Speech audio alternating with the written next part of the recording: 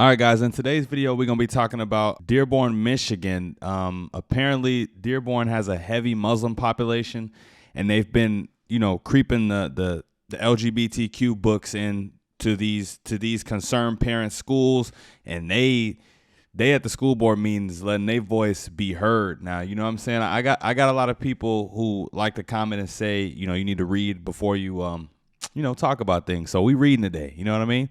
So let's kick it off here. Hundreds of protesters packed the Dearborn Public Schools school board meeting this week and shut it down with cries of anger over certain LGBTQ books they said are too sexually explicit for children.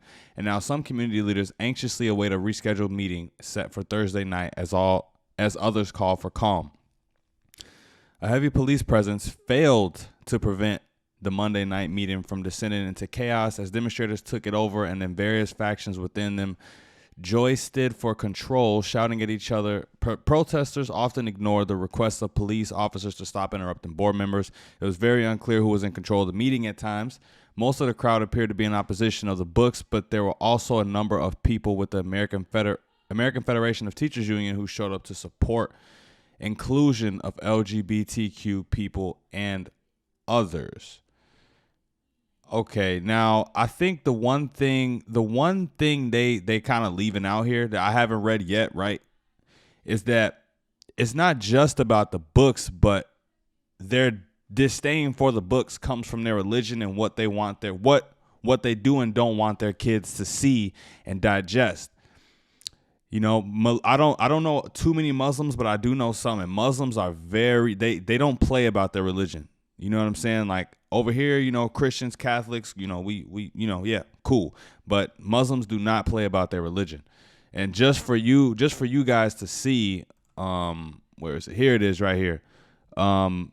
This is one of the books. This is one of the books that was okay, that was green lighted for kids to read at this school or in this district or whatever. And the book is titled, and it has some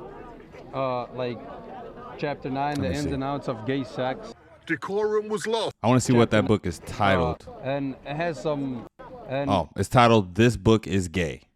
It's titled, This Book is Gay. And as you can see here, Chapter 9, the insides and outs of, I'm not even going to repeat that. So, you know what? When you see stuff like this, I can't even get... I'm not mad at the parents. I'm not mad at the parents at all, for being outraged. But at the same time, you got to, you have to attack things strategically, I guess, sometimes to be heard, because when everybody's just in a room yelling, screaming, what's really getting done? You know what I'm saying? But let's continue reading a little bit.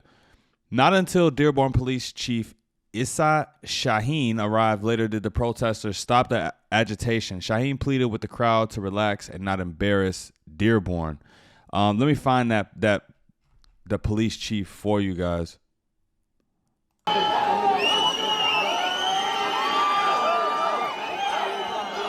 That was him just there, standing on the table. It was him. He was the guy trying to calm down the crowd, and I'm pretty sure he's a Muslim as well himself. But I guess he wasn't enough. He wasn't enough to shut it down. But yeah, I mean, strong opposition to what they trying to introduce here. And like I said, this is these people's religion. Like I said, they take this very serious. They see these books being introduced to their children as a disrespect to their religion. So of course they're gonna be loud. They're gonna be loud about it. Let me see what other interesting bits. That's the end of the article. Okay, I want to open up this article too right here, because this was about the school board meeting in Detroit, the Dearborn school board meeting. But this is just about books. This is just about the books specifically that people are having a problem with, right? So book banning is spreading from Metro Detroit to Texas. Battles over books are on the rise, and some experts say that they are part of a coordinated attack, with the loud voices of a small minority driving America's most significant book banning movement in decades. In many places, the patterns really start to emerge when you look nationally, and you see very similar stories in different places. Stories about school board meetings that grow intense, stories about lists of books being removed from shelves, stories about school board administrators removing books without much due process or consideration of policies or consideration of students' rights to read, said Jonathan Friedman, director of free expression of the education program at PEN America, an organization that works to protect free expression, and created a nationwide list of banned books. Parents and community members are raising concerns to school boards about books based on gender, sexuality, race, and other content that they deem inappropriate, citing the emotional and social toll such topics have on their children. But Friedman insisted the mobilization is really out of proportion to what actually happens when people read books.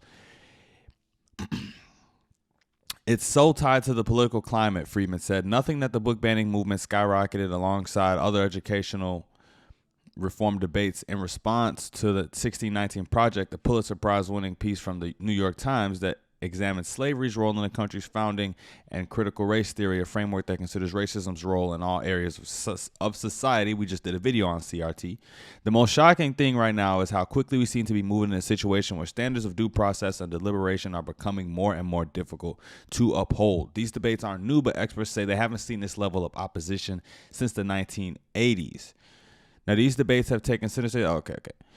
Well, yeah, I mean, yeah, I guess that's really all you guys need to know about this particular situation. The main thing I wanted to see before I even talked about this was what type of books. You know, I want to see what they're overreacting to. And this right here, this is a no can do. I don't even have children, but this is a no can do. I don't care if it could be my niece, it could be anyone. I don't want any children. I don't want any children reading stuff like this. And that's just me, right? I'm not even a parent and I feel strongly about this. So a Muslim parent, like, come on, man. Let's be real. You know, I think the school board should have took this into consideration before they even rolled these books in the first place. They could have avoided this just with a little bit of common sense. We know we have a huge Muslim population, a lot of Muslims at our schools. The parents will have a problem with this, but I guess they didn't rationalize this before they started doing this. But this is not okay. This to me, you guys, is not okay. So let me know what you guys think about that in the comments down below. Yeah, let me know what you want to see next in the videos to come. Don't forget to like, comment, share, and subscribe on your way out the door. I'm out, guys. Peace.